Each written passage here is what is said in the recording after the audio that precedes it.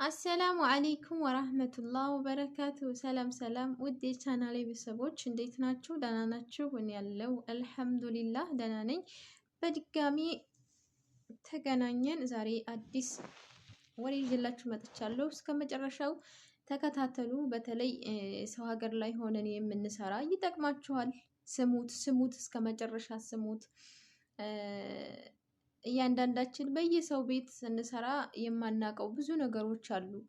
የማይገባን ብዙ ነገሮች አሉ። ህግ እንዴት እንደሚያስጠይቀን፣ ምን እንደሚያስጠይቀን፣ ምን እንደማያስጠይቀን ብዙዎቻችን አናውቅም። ዝም ብለን መስራታችንን ብቻ እንጂ ማለት ነው። ነገር ግን ብዙ ነገር አለበት። ጥንቃቄ ብናደርግ ማለት ነው ለራሳችን ነው። በሰላም ወጥተን ከሀገራችን በሰላም ሰርተን ስንመለስ ወደ ሀገራችን ደስ ይላል። ለቤተሰብም ደግሞ ሰርታልን ትመጣለች ብሎ ቤተሰብ ልኮን እኛ ደግሞ እዚህ የሆነ ችግር ፈጥረን አልሆነ ነገር ውስጥ ከምንገባ በፊት ራሳችንን ጥንቃቄ ማድረግ ይኖርብናል። እና ምን መሰላችሁ እዚህ ዱባይ አብዛኛውን የትኛውም ሀገር ማለት ነው የትኛውም ሀገር አሁን አሰሪዋ ተወድቃለች ማለት ነው። እዚህ ጎረቤት ናት፣ ማቃት ልጅ ናት። እና አሰሪዋ ስትወድቅ እቺ ልጅ ያው ማንኛውም ሰው እንደሚያደርገው ማንኛውም ሰው ሲወድቅ ሄዳችሁ ታነሱታላችሁ አይደለ? እሷ ምን ታደርጋለች?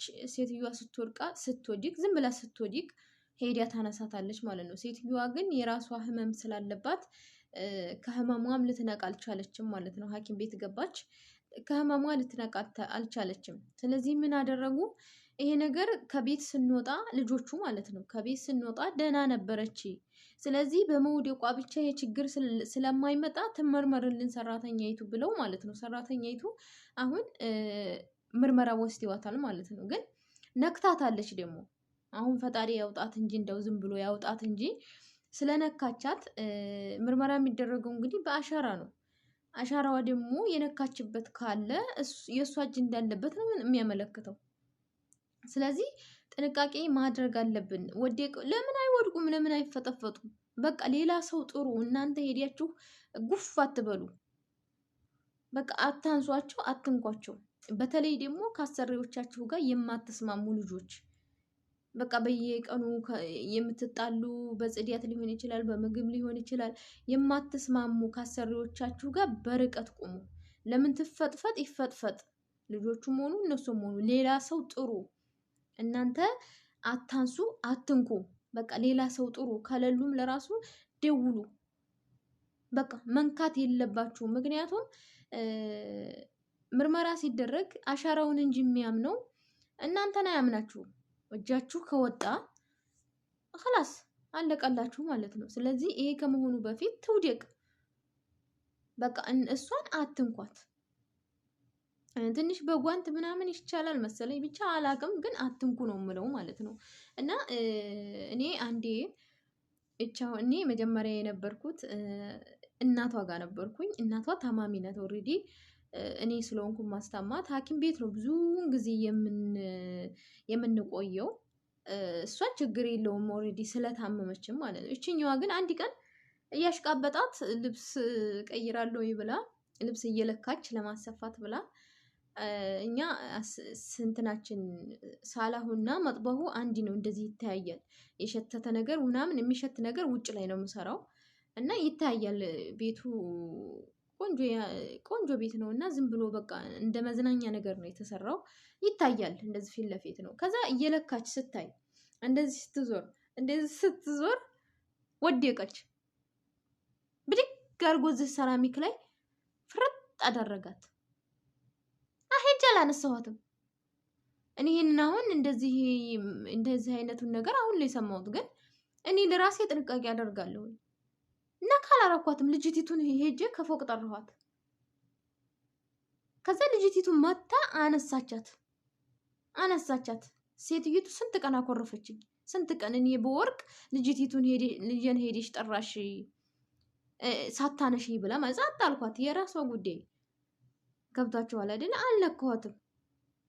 ልጅቲቱ ከመጣይ በኋላ እጇን ያዘቻት፣ ተነሳች፣ አለቀ። ለምን ጥንቃቄ ማድረግ አለብኝ። ያልፍልኛል ብዬ ችጋሬን አራግፋለሁ ብዬ መጥቼ እዚህ በከንቱ መቅረት ባላደረግኩት ነገር የሆነ ነገር ቢፈጠር ባላደረግኩት ነገር ለምን ብዬ እስር ቤት የምበሰብሰው? እኔ እስር ቤት ቀርቶ ለአንድ ቀን ቤት ቢዘጋብኝ እኔ አብዳለሁ። እና ግን ማለት ነው የሆነ ነገር ያስኩላት ሴትዮዋን የዛን ቀን እኔ ፈርቼ አልነካኋትም። እነሱም ደግሞ በእኛ ላይ ይፈራሉ። አንዳንዶቹ በእኛ ላይ ይፈራሉ። እኔ ታምሜ ሆስፒታል አሁን ሳምንት ምናምን 15 ቀን ይሆነኛል እና ሆስፒታል ስሄድ እዛ ከሄድኩ በኋላ ምርመራ ሁሉን ጨርሼ ያው ህመሜም ትንሽ ከበድ ስለሚል አልሐምዱሊላ። ከዛ ሐኪሚቱ ምን አለች? ይሄንን መድኃኒት ስትወስደው አለች፣ ይሄን መድኃኒት ስትወስደው ሰውነቷ ሊቀላ ይችላል፣ ሰውነቷ ሊያብጥ ይችላል። ቶሎ ብላችሁ ሌሊትም ሆነ ቀንም ሆነ ደቂቃ ሳትቆዩ ቶሎ ብላችሁ ይዛችሁ ነው አለች ማለት ነው። አያችሁ፣ ቶሎ ብላችሁ ይዛችሁ ነው። ከዛ የጀመረ ጨነቃት። የኔ መሞት አይደለም የጨነቃት መንገዱን እንደው ስታወራ እንደው አምቡላንሱ ቶሎ ይደርስ ይሆን? አረ ምንም አልሆንም እስኪያትትለሚብኝ አልኳት። አሉ እኮ ትለኛለች። አሉ እኮ ብትሞች እኮ እታሰራለሁ ነው ያለችኝ። አላህ ምስክሬ ነው። ብትሞች እታሰራለሁ ነው ያለችኝ። የኔ መሞት አይደለም የሚያሳስባት። ለምን ሞተች፣ እንዴት ሞተች፣ ወዴት ሞተች፣ ምን በልታ ምን ጠጥታ እንዴት ሆኖ የሚለው ጥያቄ ነው የጨነቃት እንጂ የኔ መሞት አይደለም። ስለዚህ እኛም ደግሞ የነሱ መሞት ሰው ነን፣ ግን እናዝናለን።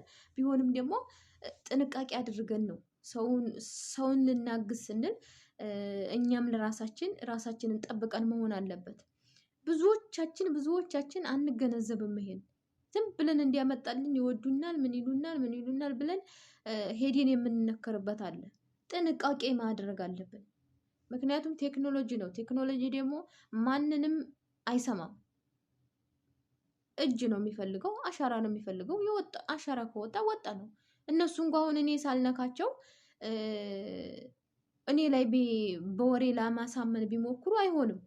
እኔም ደግሞ ባለቅስ ምን ብለው ያዙንባ ነው እንጂ የሚሆንብኝ ማመጣው ነገር የለም። ስለዚህ ጥንቃቄ አድርጉ እላችኋለሁ ውዶቼ። ዝም ብላችሁ ሄዳችሁ ዘፍ አትበሉ። እርግጥ አሁን እኔ ያለሁባቸው ቤተሰቦች ይህንን የሚያስቡ አይደሉም። በጣም ጥሩ ሰዎች ናቸው። ግን ጥሩ ሰው ሲባል ደግሞ የሰው ልጅ ጥንቅሻ አይደለም፣ አይነከስም። ተነክሶ ለማወቅ አይቻልም። ምንድነው እኛ ያለብን ጥንቃቄ ማድረግ። ለምን የእናታችን ልጅ ብትወል ራሱ ማለት ነው ጥንቃቄ ማድረግ። ራሳችንን አደጋ ላይ ጥለን ለሰው መልካም መዋል የለብንም። እኛንም በማይጎዳ እነሱንም በማይጎዳ መልኩ ነው መልካም ልንውል የምንችለው ማለት ነው። እና ከእንደዚህ አይነት ሞኝ አስተሳሰብ ኢትዮጵያን፣ በተለይ እኛ ኢትዮጵያን እንትን ነን፣ ሞኝ ነን። እንደዚህ ይሆናል ብለን አናገናዝበውም። በኋላ ላይ ነው እንደገና ሲመጣብን የሚገባን ማለት ነው። ስለዚህ ይሄ ካይሆን በፊት ጥንቃቄ ማድረግ አለብን እላችኋለሁ። የዛሬው ቪዲዮ ይህንን ይመስላል። ሰብስክራይብ፣ ላይክ፣ ሼር እያደረጋችሁ ከወደዳችሁት፣ ካልወደዳችሁትም ደግሞ እንደተመቻችሁ እላችኋለሁ። ሰላም ቆዩልኝ።